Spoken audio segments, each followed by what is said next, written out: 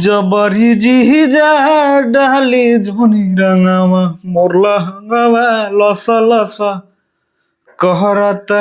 अगर आप पवन सिंह के फैन हैं तो यही गाना एक बार आपने जरूर सुना होगा।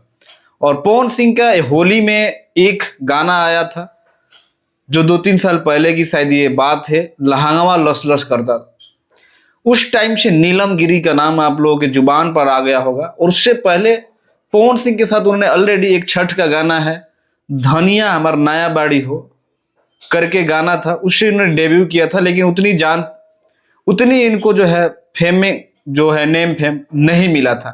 लेकिन जब से लहंगावा लस लस आया उसके बाद तो मानो जैसे ओवरनाइट जो है ये बहुत बड़ी भोजपुरी की जो है सेलिब्रिटी बन गई। और इनका जो गाना मार्केट में आते ही वायरल होने लगा। और खास करके जब इनका एक और गाना आया था दिलवा ले जा राजा बोतल में भर के, परवेश लाल यादव के साथ इन्होंने काम करा था, वो गाना इतना सुपर डुपर हिट हुआ कि नीलम गिरी का इंडस्ट्री में एक अलग पहचान बन गया।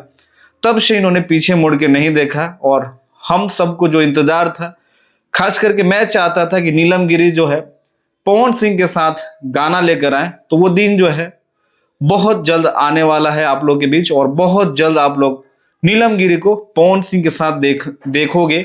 और सबसे बड़ी बात है, मैं चाह रहा था कि एक सैड सॉन्ग जो है नीलम गिरी के साथ पवन सिंह करे, लेकिन पता नहीं ये कैसा सॉन्ग है। ये शूटिंग लोकेशन से देखने से पता चल रहा है कि ये जो गाना है लोकगीत है। और ये ट्रैक्टर का देखने के बाद लग रहा है कि ये गाना जो है पवन सिंह ने ऑलरेडी 2-3 गाना गाया हुआ है। एक पुदीना पे जो गाया था, उसके बाद धनिया का चटनी वाला जो गाया था, उसके बाद तमाम ऐसे उनके गाने जो आ चुके हैं।